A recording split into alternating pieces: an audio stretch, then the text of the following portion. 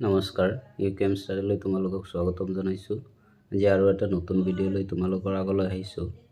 আজিৰ এই ভিডিঅ'টি তোমালোকৰ কাৰণে অষ্টম শ্ৰেণীৰ বিজ্ঞানৰ 11 নং অধ্যায় বল আৰু গতি এই পাঠটোৰ প্ৰশ্ন উত্তৰখিনি আৰু ইয়াৰ কিছু অতিৰিক্ত প্ৰশ্ন উত্তৰ তোমালোকৰ কাৰণে লৈ আহিছোঁ।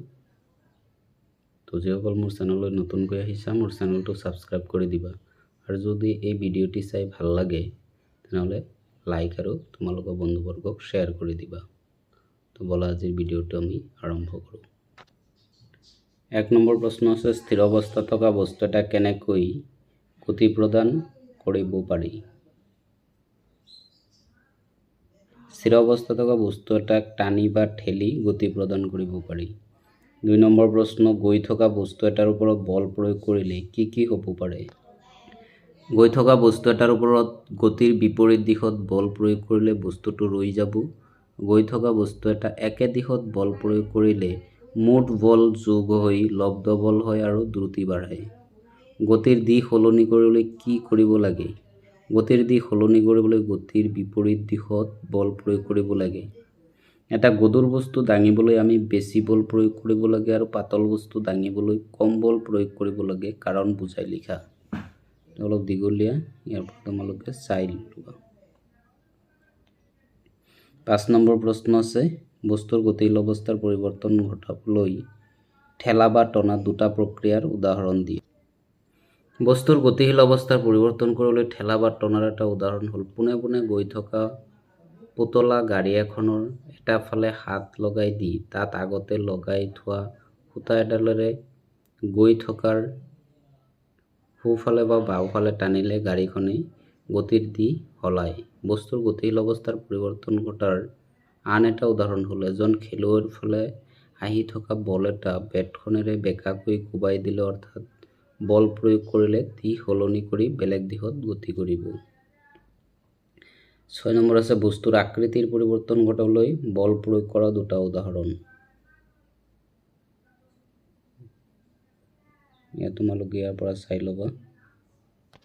7 নম্বৰ আছে সংজ্ঞা লিখা, স্থিতিস্থাপক বল, তাৰপিছত আছে চুম্বকীয় বল, তাৰপিছত মহাকৰ্ষণিক বল, এইটো বহুত ইম্পৰ্টেণ্ট হয়। 9 নম্বৰত আছে নিউক্লিয় বল। 8 নম্বৰ প্ৰশ্ন আছিলে, তলৰ অৱস্থাসমূহত বল প্ৰয়োগ কৰা কাৰকবোৰ আৰু কোনবোৰ বস্তুৰ ওপৰত বল প্ৰয়োগ কৰা হৈছে চিনাক্ত কৰা। ইয়াত কোনবোৰৰ ওপৰত বল প্ৰয়োগ কৰা হৈছে সেইবিলাক চিনাক্ত কৰিব দিছে। উত্তৰখিনি দি আছে। 9 নম্বৰ, এটা বস্তুৰ ওপৰত দুটা বলে একে সময়তে ক্ৰিয়া কৰিলে মুঠ ফল কি হ'ব? এটা বস্তুৰ ওপৰত দুটা বলে একে সময়তে ক্ৰিয়া কৰিলে মুঠ বল যোগ হয়। এটা বস্তুৰ ওপৰত মুঠ বল এটা লব্ধ বল।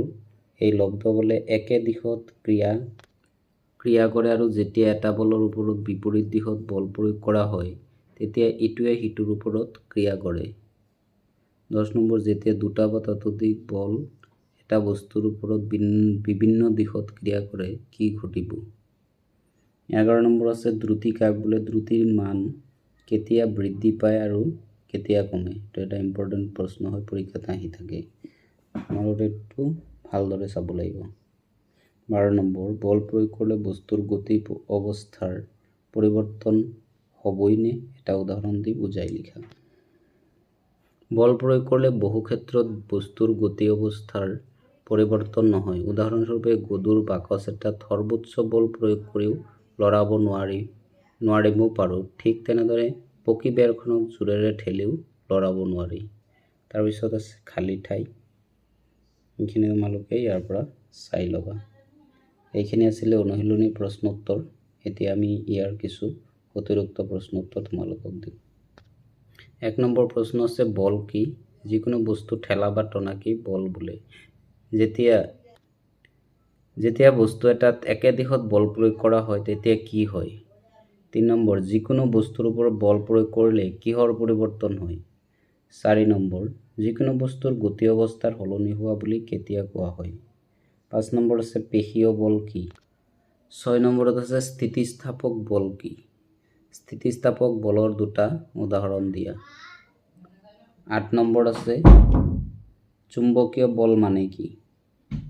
9 নম্বৰ, দুইটা বিপৰীত বলৰ মান একে হ'লে কি হ'ব?